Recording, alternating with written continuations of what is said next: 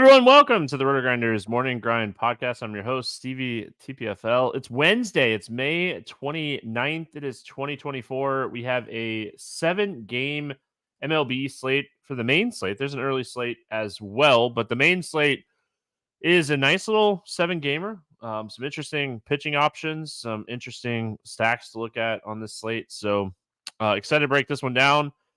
Joined today by my good buddy, Stevietpfl, TastefulTides. Tim, what's happening, my friend? Yeah, not much, Stevie. Trying to stay focused on the old baseball tonight, and been watching some basketball, been watching hockey. I got a bet on the Panthers, so hopefully they can hang on. Fading Kevin Gausman, hoping he gets touched up a little bit here at the end. I know you're not, but I am. So yeah, definitely good game by the Guardians also. So I'm happy to see that stack finally go off. Yeah, good start by them. Ben Brown absolutely dealt against my Brewers. Man, what a start from him. We are, like I said, talking about the main slate, the 7-gamer. If you want information on the early slate, there is also a 6-game slate that starts at 1 p.m. Eastern on Wednesday. I will be on crunch time with my good buddy Squirrel and Kevin Roth. And Dean and Blender will be breaking it down on Grinders Live at 11:30, I think. And we'll be on at around 12:30 to talk about the early slate. So there you go. So come hang out with us then for the early slate info. Let's break down this 7-gamer. We get started here with Washington at Atlanta. 8.5 total in this game. 162 favorite for the Braves. We have Mackenzie Gore. Sorry. Going up against Spencer Schwellenbach. Schwellenbach? Schwellenbach. Schwellenbach. Yeah. Prospect. We'll talk about him in just a second. But let's start here with Mackenzie Gore. 7,700 going up against Atlanta. Coming off of probably his best start of the season. Second best start of the season. He had a really good start against Oakland earlier this year. What are your thoughts here on Washington? Yeah, for Gore, due to his price, I do have a little bit of interest. It's definitely a huge hit without Acuna in this Braves lineup, and there are some guys in this lineup that strike out at a pretty heavy clip. So Gore's control can be a little bit shaky, especially against lefties. But I think given his price tag, given kind of like the overall shakiness of pitching on this slate as a whole, I do have a little bit of interest in Gore. I do think he has upside in this matchup. It's definitely kind of scary, and I think he's definitely going to be low owned, which makes me like him even more. Not to say that you can't play some Atlanta stacks against him, but I think Gore's got a shot in this matchup against Atlanta. Pitching on the slate, like I said at the beginning, it's really interesting. I feel like Justin Verlander is going to be uber chalk against Seattle. Yep. And I don't know if I can necessarily get off of it. And we'll talk about that when we get to that game. But outside of that, pitching's kind of wide open on how we want to approach it. And I don't hate this spot for Gore. Obviously, Ronald Acuna out of the lineup. Atlanta has been striking out a lot over the last few weeks, so I don't hate it. And then on the other side of this game, Schwellenbach making his debut, jumping straight from Double-A to the majors, not even getting like a stint at Triple-A, just playing straight from Double-A to the majors here. And yeah, we'll talk about him here. Like, do you have thoughts on him before I break him down for everybody? No, I think it'd be a lot better for everybody if you just broke them down, because you definitely know your prospects way better than I do. So go ahead and go for it, Stevie. Yeah, so he got drafted in 2021. Yeah, and right after he got drafted, he had Tommy John. So this is a guy that very, very talented prospect, got drafted, had Tommy John, came back last season, pitched in Double-A. And pitch really well. Like, his command is kind of what people love about him and why he is such a big prospect. He has good command. He has a good fastball. He has a good slider. He has a good curveball, above average command, and working on a changeup. And like, I feel like that is, I mean, that's what you want out of a big league prospect. So sits around 95 on average fastball, which is a good fastball, and can reach back for a little bit more when he needs to. And I mean, again, like the biggest thing here for me with him is like his command. He throws a lot of strikes. So he's going to throw a lot of strikes against a bad offense. They have a little bit more upside against right-handed pitching than they do against left-handed pitching. I mean, I'm somewhat interested. I hate the jump, like straight from AA to the majors. I feel like, I mean, everything that you read about him is like everyone expected him next year. So, but everyone, I mean, no one expected like all the injuries for this team either. So, I mean, that is something that's been killing this team and hurting this team. But yeah, I mean, overall, talented stuff, good command, going to throw a lot of strikes. Washington doesn't strike out a ton. Gosh, I wish he was like 4K. Like, this wouldn't even be a conversation if he was like getting called up and he was the minimum. It wouldn't even be a conversation. I'd play him. Right. So the reason that it's a conversation is because like he is not like priced like a prospect. Like he's not priced like this dude's not priced like he's making his first start of the year. So that is like, I feel like the biggest thing for me is the fact that like they haven't priced up there. So like DFS wise, that's my biggest concern with him is just the price point. Yeah, like Derek said in YouTube chat, 7,500 is pretty pricey for a first start out of double A. So I mean, that's exactly it. Very, very expensive for a first start. But really, I think he could really excel in this matchup if Babbitt goes in his favor, because if he's got his good control, then he really shouldn't have too many issues with this lineup. So this is a really good opportunity, good team to face in your first start. The only other thing that I do want to say here that like concerns me about this matchup for him is like it's a pesky team. They make a lot of contact. They run on you. Like it could be a really pesky start. So I'm interested to see his ownership tomorrow. And I think that'll make a lot of the decision for me. Let's talk bats here. Any interest in the Washington bats? I mean, a guy with good control, going to be throwing a lot of strikes in theory. And if he's not, then kind of even better for a guy, perhaps like CJ Abrams. I recommend him on like every single slate. He is by far my favorite Nationals player. Yeah, I mean, definitely has huge upside in this matchup. I don't know. It kind of depends where we see ownership, I think, with Schwellenbach. So it's definitely kind of one of those deals. But like I think Jesse Winker at 3,800 is interesting. Eddie Rosario 3,500. I mean, they're definitely all playable. Meneses at 33, I think, is okay too. So yeah, I mean, Abrams is obviously the top option, and then I mean, you can certainly stack this team too if you think that the rookie's going to have like a really hard time. I think the stack is very playable today. Yeah. Making it like jumping, like AA talent is a huge downgrade from major league talent. Like any of these hitters, like any of the hitters from Washington goes to AA, they're going to succeed. And that's just the talent level, right? Like he has been fantastic in 45 innings this year. His 51 Ks. He's allowed 1 home run, 10 walks. His strikeout to walk ratio is phenomenal. He was really good last year too. Only allowed 3 home runs in 65 innings in AAA. It's a huge, huge talent upgrade. Like going from AA to the majors is a huge talent upgrade. It's not like he was rehabbing and then coming back and they're going, hey, we're going to give you a shot right now. So I could see, like, I don't think I'd one off Washington. I think I'd stack them. Like, I'm just gonna say, like, hey, I'm gonna stack you, and I think that's how it's gonna work. As far as Atlanta goes, I mean, we always can take shots on Ozuna. for home runs. He hit one on Tuesday night. Gore he's a solid pitcher, man. But he gives up a lot of hard contact to righties. So I target power righties. Ozuna, Riley would be my two favorite bats here from Atlanta. I would throw in Adam Duvall as well at 3,800.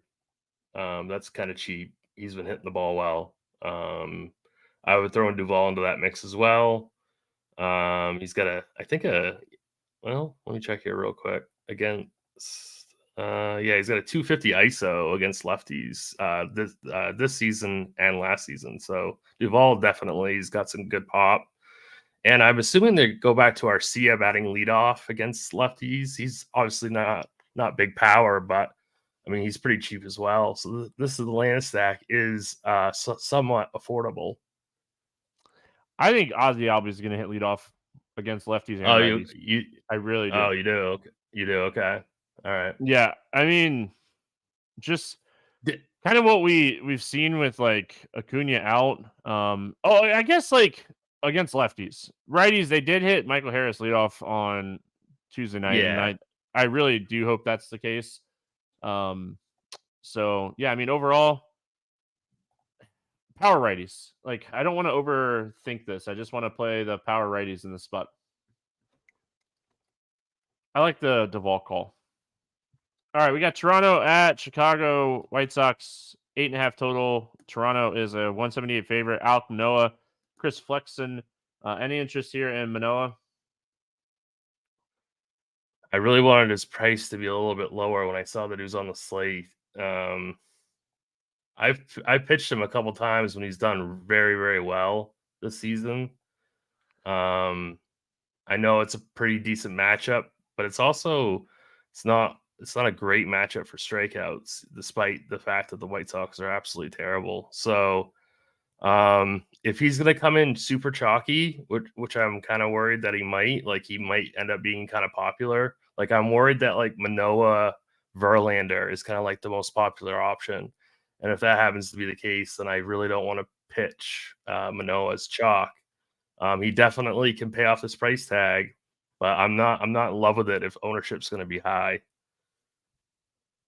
Yeah, I mean he's been solid against righties this year. A nice bounce back from a really struggling year last year in general. For me, I mean, I have interests for sure. Like it's the White Sox; they're not very good. They don't have a lot of power. Where you got to attack them is like left-handed power, and they don't really have a lot of that outside of like Gavin Sheets. So I don't mind Manoah. I'm with you though. Like the potential being like chalky is always scary. Hey, Chris Flexen is on the other side of this game. He's pitching baseball still. He's not very good. Below average strikeout pitcher, really just struggles to power bets. A little bit better against righties, which benefits him in this matchup against this team. But I mean, I can't play Chris Flexen even at 5,300. No, I mean he's just so like he's just a pitch to contact, no strikeout ability. I can't do it. And there's not really like I mean, I guess maybe New York and Cleveland, but there really isn't like a big stack that I have to pay up for, that I have to have a $5,300 pitcher. So I'm not gonna. I have no interest in flexing. All right, let's talk bats. Flexen a little bit better against righties, but not great to either side of the plate. I definitely prefer like lefties against him. So like a ton of interest in Varsho. Yeah. Schneider has been fantastic. Bichette has been hitting the ball really well. What are your thoughts here on Toronto? Yeah, I mean, you kind of named my favorites would be Schneider and Varsho. I'd expect that there will be ownership on this stack once again. I've been fading Toronto lately just because they've been quite popular, but I mean they're in a fantastic spot. So definitely fade at your own risk. Springer's kind of come back to life too. He's at least, he had a home run on Monday. I think he's got a couple hits on Tuesday as well. So, I think Toronto's certainly interesting. I just, it's probably going to be Toronto and Cleveland as the two most popular stacks, I would imagine. So I don't really want to play them if they're going to be super high owned. I think Toronto's going to be popular. They should. Chris Flexen stinks. Yeah. Yep. White Sox bats. Any interest in them? Yeah, even if I don't want to play Manoah as chalk, I don't necessarily want to play any White Sox either. So I think I would pass on the White Sox. Hey, chat. Who do I like from the White Sox in this matchup? I'm just who pays attention. Who knows? I feel like everyone gets this one right. Chat will catch up, but it's Gavin Sheets, 3,400. Manoah struggles with lefties. This is a phenomenal spot for Gavin Sheets. So, like him, 3,400. I think this is a spot we can definitely get some Gavin Sheets. He's a good hitter. Like he's just on the wrong team. He's a good hitter. Um, I need Derek Carty to like poo Gavin Sheets like he poo pooed Alec Boehm. So like Gavin Sheets can get it going. Like, come on, Carty. All right, Chicago Cubs, Milwaukee Brewers. We got a 7.5 total in this one. Shada against Bryce Wilson. Shada, I mean, he's really good. I mean, this guy living up to the hype for sure. Good for the Cubs to get him. And wow, Ben Brown. Wow, 10 Ks, 7 no-hit innings against Milwaukee. Like, give yourself a pat on the back, Ben Brown. That was phenomenal start. Like just a phenomenal start. We talked about him yesterday, like the talent. We were just worried about like the pitch count and stuff. And whoo, buddy, we don't have to worry about that. Any interest here in Shada? I think you really have to. I mean, he's just shown it, start after start. I don't think that this is fake. Like, yeah, he's gotten a little bit of luck, but not really. I mean, definitely game after game, 20 plus point upside. I really like him. There's not a ton of upside in pitching on the slate, so I think you have to have interest. He would make my builds in a three max setting. I'd have at least one of him. Don't know if I'd go 3 out of 3, but definitely 1 out of 3. So yeah, I do like him quite a bit. Yeah, I definitely have interest in him. And you said there's no upside of pitching. I mean, Justin Verlander is pitching against Seattle today. Yeah, I'm just saying. Yeah, I mean, I'm interested for sure. Like this is the Brewers are a really good offense. You worry about like Contreras. Joey Ortiz has been really solid against left-handed pitching this season. I know I'm missing somebody. Like I can't think of who I'm missing, but Hoskins, but he's hurt. Gary Sanchez being there. They'll go double catcher today. It's just this guy's been really good. He's done a great job of limiting power. He has a huge swinging strike rate. He's just really good. I'm very interested in him. Bryce Wilson on the other side of this game, guy that I love to play left-handed power bats against, just in general. Any interest in playing Bryce Wilson? No shot. He would be an exclude button play for me. All right, going to the bats here. Any interest in the Chicago Cubs bats? I have quite a bit of interest in the Chicago Cubs bats. Definitely Cody Bellinger, I think, is one of the best plays on the entire slate. I don't mind getting to a little bit of Ian Happ, Michael Busch, assuming that he cracks the lineup. Mike Tauchman, assuming he's batting leadoff. I really like the Cubs stack today. Wilson can get wild too, which only helps your stack. He gives up a 246 ISO lefties. Last year he was 220 to lefties. So I mean, he really struggles against lefties. So I would load up on all these lefties and then throw in a random righty like Morale or something like that. I mean, you can do it on the slate. So the pricing is, Bellinger is only 4,800. He has to be over 5K, every slate. So don't get off him on this slate. Yeah, I mean, this is a good spot for the Cubs. Like they have a lot of left-handed bats in this lineup, and their righties are really good. So Bellinger, Busch, Tauchman, all very much in play. And then you can always take shots on Morel, Horner, Suzuki. Just, I mean, again, like you want to get exposure to the Cubs in this spot. Any interest in the Brewers here against Shota? They would be an exclude all for me. I really have no interest in Milwaukee. Yeah, I mean, I'm right there with you, and I love the Brewers, but this guy's just not giving up any power. There's just not a lot of upside to Right. playing hitters against him. Yep. All right, Kansas City at Minnesota, 7.5 total in this game. Minnesota is a 122 favorite. We got Seth Lugo against Bailey Ober. Any interest here in Seth Lugo? So I'm kind of conflicted with this game. I guess I have not. I guess not. Just because I don't have interest in Lugo. Just because I think that there are just other pitchers right around his same price tag that I like better. I'm not going to sit here and say that you can't play Lugo, but 9,600 is just it's a ton. So I mean, I know that he's gotten to like 30 fantasy points a couple times, but most likely he's only going to get like I don't know 15 to 18 points in the spot. So I don't really think that I have much interest in Lugo on the slate. He's expensive. He's an average strikeout pitcher. I know he's had some big Right. strikeout matchups here recently, or big strikeout games recently. Like, look at the matchups he did it in, more than anything else. So I just worry about like the price point more than anything else here for Seth Lugo. Me too.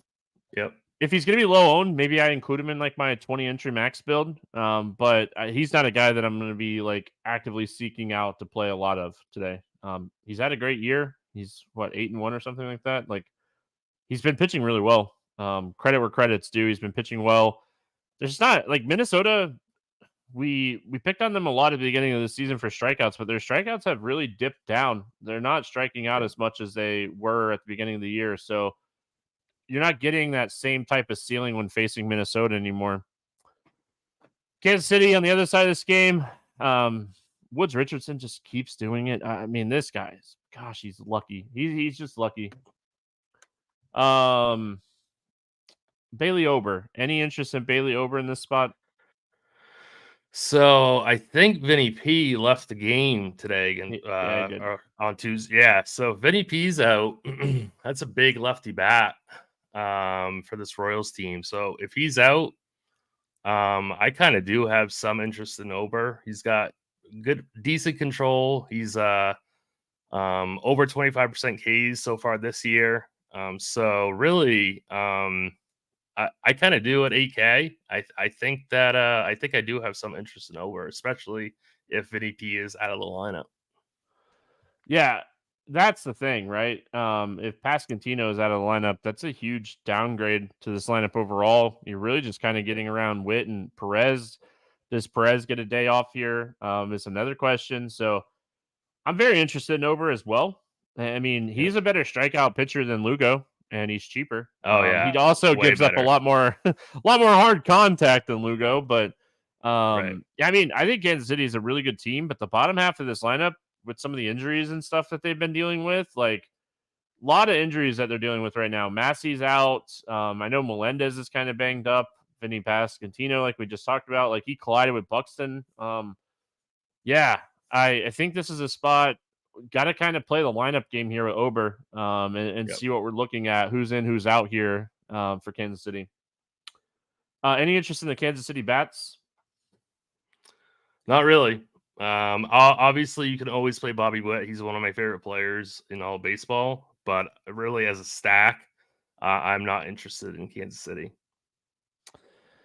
Yeah, I'm not interested. You could always play Bobby Witt, but I'm not stacking Kansas City today. Minnesota. I mean, Seth Lugo he's been really solid this season. I don't think this is a team I want to stack.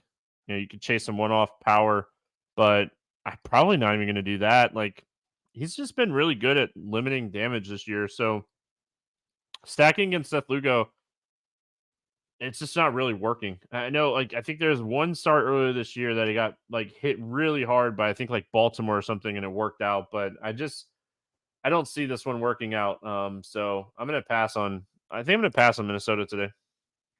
Yeah, I would also pass on Minnesota as well. All right. Moving on. Cleveland at Colorado. Sorry, I'm getting distracted by the Angels game. Yeah, Just straight up. I'm watching a lot of different things right now. Yeah, if you see me get distracted for a second, I need that game to keep scoring runs. Cleveland at Colorado, the Guardians and the Rockies, 10.5 total. Cleveland is a 156 favorite. We got Logan Allen and Ty Blatch facing off against each other in this one. Any interest here in Allen? No shot. Yeah, hey, listen, Tristan McKenzie, what, he had 9 strikeouts or something? He made a fool out of me. He didn't really pitch well, but he struck out a lot of people. Yeah, no interest for me in Logan Allen. I don't think. Like, if they leave a lot of lefties in this lineup for some odd reason, maybe. But as of right now, I don't think that'd be the case. So I'm going to pass on him. Any interest in Blotch on the other side of this game? No shot. Yeah, below average strikeout pitcher in Coors with the weather heating up in Coors. Just, I can't do it. Saw Cleveland bats. Obviously, Ramirez, David Fry has smashed left-handed pitching this season. Just absolutely has crushed left-handed pitching. So very, very interested in Fry. I know he's expensive, but yeah, very interested in him. Outside of those two guys, I mean, Cleveland stack very much in play. Don't want to like just overlook that stack. I hope Rodriguez cracks the lineup at 3,200. This guy has shown some pop in the minors and like gets a good matchup here. What are your thoughts on the Cleveland bats? Yeah, and somebody like Tyler Freeman batting leadoff, I'm assuming for 4,100, it's got to be like a staple in your cash games, single entry team. I love David Fry. I played both Freeman and Fry on Tuesday. J Rams, probably the best hitter on the entire slate. So, and they're going to be really easy to play too, and I think they're going to be good chalk as well. So they're my favorite offense on the slate. Yeah, as they should be. I mean, it's a great spot Yeah. for Cleveland just in general. And then Colorado, I mean, Allen, gosh, like trying to look at their right-handed batters and like try to see who you get like excited about playing. You're like, eh. I think Doyle, obviously. That was going Tovar, to be my very first guy was Doyle. I love Brent Doyle on the slate. yeah, like him. Tovar, Rogers has been really good against lefties. Bouchard is good against righties. Montero is good against lefties. So, like, yeah, I mean, they're just not a fun team to play. But I think you have to play a little exposure here. Allen really has struggled with righties. He's been pitching pretty good. Gosh, like if they leave those lefties in there, maybe we take some shots on Allen. I can't do it. I don't play I, it. I don't play enough teams. But yeah, do you really think he has like tournament winning upside? at the price point, like who else under 7K do you like on the slate? No, that's true. I don't want to play That's true. Blotch, Flex, and Wilson. I don't want to play Anderson. Schwallenbach, I mean, maybe Gore, but like those are like the options under 8K. So I think like I don't know if we're gonna need a cheap pitcher on the slate or not, but the more I like look at Allen in this spot and the more that like his strikeouts and stuff have looked better recently and the ground balls, like he's gonna give up a run or 2 or 3, but like he could strike out like 6 or 7 hitters in this lineup and put up 20 fantasy points at 6,900. Yeah, Like, you just can't get excited. I can't get excited about playing the Rockies. They're just not good. No, I know. They're very, very bad. They're I really played bad. some of them on Tuesday, but yeah, I mean, I don't know. Did I ask you for your thoughts on the Colorado bets? I mean, you did kind of. I agree with Doyle. That he was my very first pick. Diaz, I think, is interesting. Ryan McMahon in 75 plate appearances against lefties this year has a 234 ISO. So I think he'd be a fairly contrarian play, going left on left. So I really have no interest in Allen, but I could see definitely fading Colorado. So I'm very interested in Daniel Gafford getting one more bucket, one more point, just one more point. All right. New York Yankees, LA Angels facing off against each other here. We have Gill and Anderson, 8.5 total. Yankees are 194 favorite. Gill, massive price tag at 10-3. I think I might pay it. I mean, I really think I might pay it. This team has been really solid against left-handed pitching. Talked about it yesterday and why I didn't want to play Nestor Cortez, but they still struggle against right-handed pitching. I think I might actually play Gill. He has a 31.5% K rate this season, and his WOBA's at like 230. He has good strikeout stuff, and he has been pitching really good recently.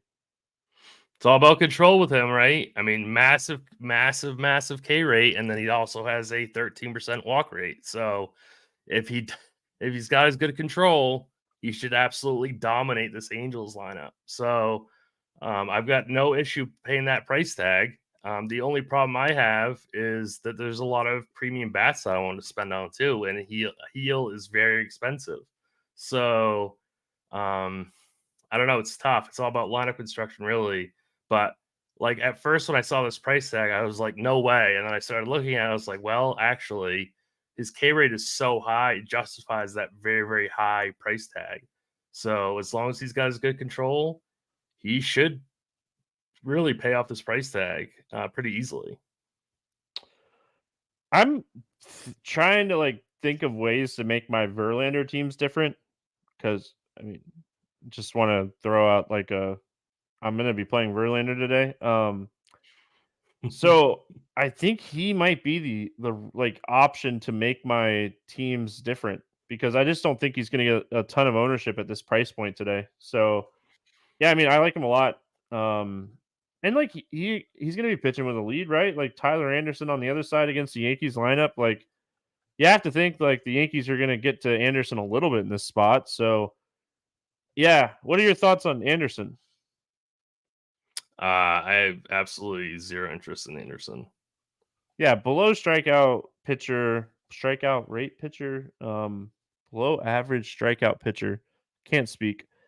Against a low strikeout offense. Yeah, I'm not touching Tyler Anderson today. He's been pitching okay recently. He's just not getting enough strikeouts, and he's facing a really good offense here. So, Yankees bats. I mean, they offer some ceiling. They haven't been great against left-handed pitching this season, but if you look past this season, you throw in more data.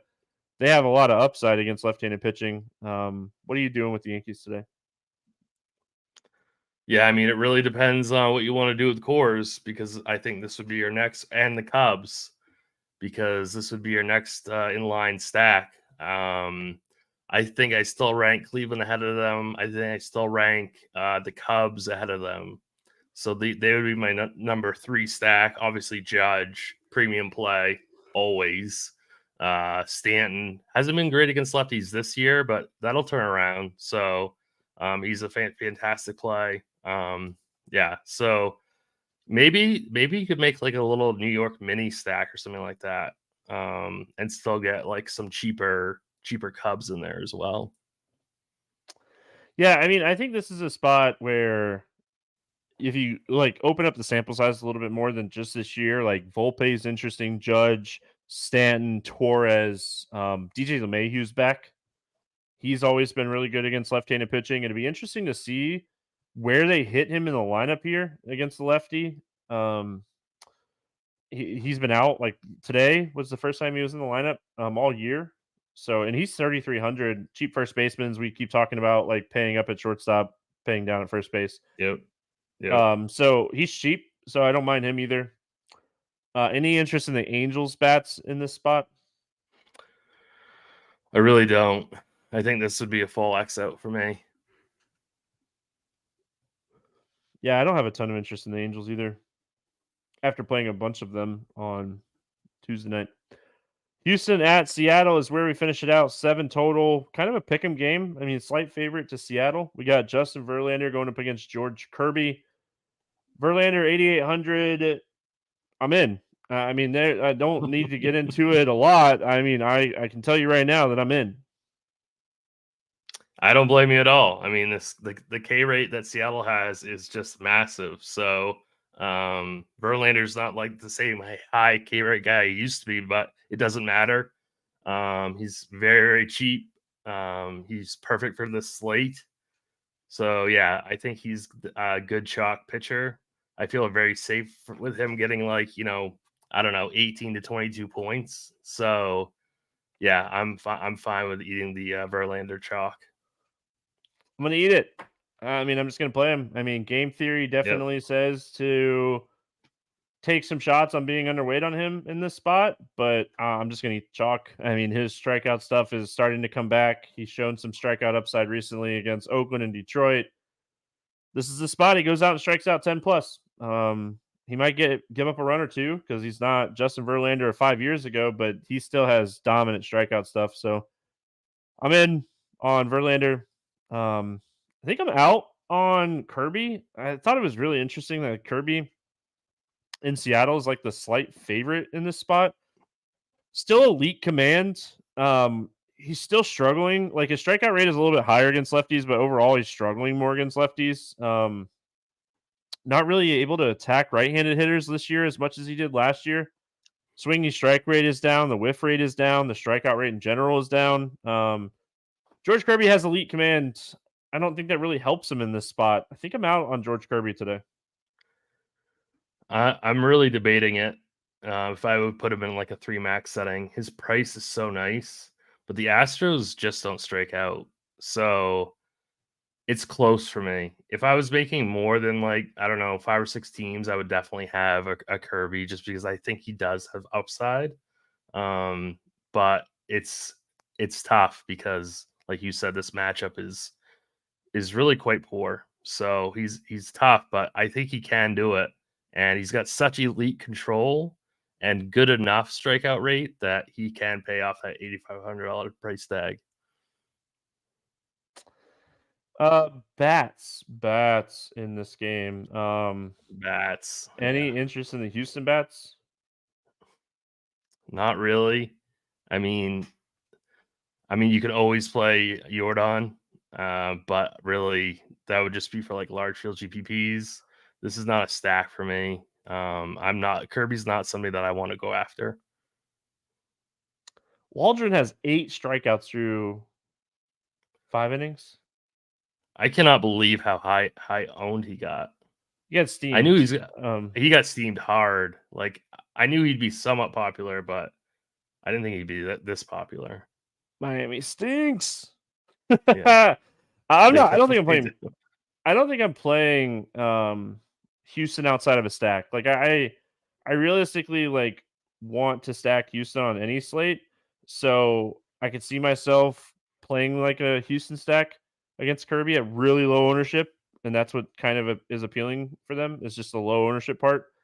But Right. overall, that's how I would play them. And then like Seattle against Verlander, you could chase a home run with like a Rodriguez or a Riley, I think. But I'm not going out of my way to play Seattle bats today. Definitely not going on my way to do it. You could definitely one off one of the readies, like you said, maybe like Haniger, Ty France, something like that. Julio is fine, obviously, but definitely not getting to any Seattle in a 1-3 setting. Ozuna was my home run call. I realized that. Looking at my sheet. There you go. Hopefully you got on that. All right, morning grind game, and then we're gonna get out of here. Under 8K to get 6 or more strikeouts. Who do you got today?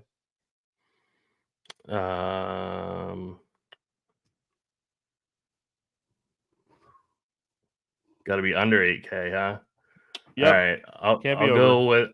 go with the rookie Schwellenbach. I really thought you were gonna go Gore. Well, I kind of wanted to go Gore, but I kind of want to root for this rookie. So There you go. I'm gonna go Tyler Anderson. No, I'm just kidding. I was like, Got what? you I was all. like, what? I was like, what? No, I meant to say Logan Allen. I'm sorry. Logan Allen for 6 or more strikeouts today. Wow. Over 8K to score under 15. Who is your bust today? Over 8K. Lugo. Yeah, I think I'm gonna go Kirby against Houston. Yeah, that's the other one. over 4K to hit a home run, not in Coors. Who is going yard today? Oh, Cody Bellinger. I like that call. I realized that the answer that I wrote down is in Coors. You know what? Give me Dalton Varsho to hit a home run today. He has like 10 home runs on the season. We want to attack flex with like lefty power. Give me Varsho to go yard. Under 4K to get 2 hits. Who do you got? I almost stole your guy, but I'll let you have your guy. I will go.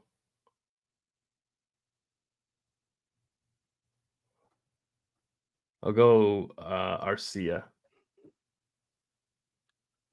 I'm curious. Sorry, I'm about yawning. I'm curious who you think my guy is.